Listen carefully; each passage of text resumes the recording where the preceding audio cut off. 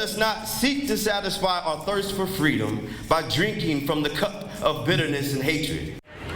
Today is also Martin Luther King Jr. Day, and his words from the famous "I Have a Dream" speech were heard by many people in Spokane who gathered to celebrate. While today is a federal holiday, the city of Spokane invited the community to participate in a day on, not a day off, to celebrate the life and legacy of Dr. Martin Luther King Jr. This morning kicked off with a unity rally, which was followed by the annual march through downtown Spokane. Marissa Rio shows us how our community celebrated one of America's prominent civil rights leaders in American history.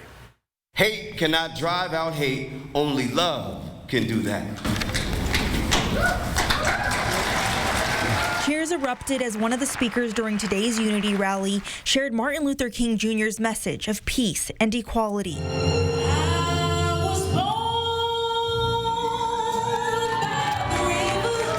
Lyrics from a song written during the civil rights movement echoed throughout the room, conveying a message of hope.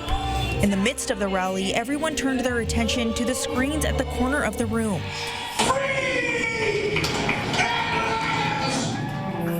It was for a video that paid tribute to the late Reverend Happy Watkins. He co-founded today's march and delivered Dr. King's "I Have a Dream" speech every year.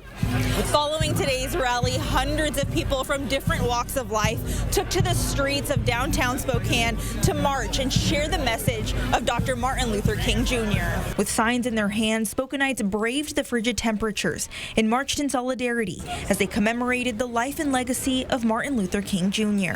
Dr. King stood for humanity, and it's so important that we pass that on to our generation to generation, because we have to stand for human rights.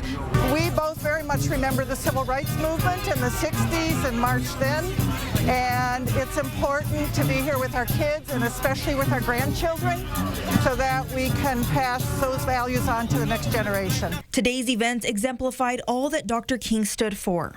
Really shows what he stood up for, and this is what he would want, and it's honestly amazing to see that. In downtown Spokane, Marissa Rio, 4 News Now.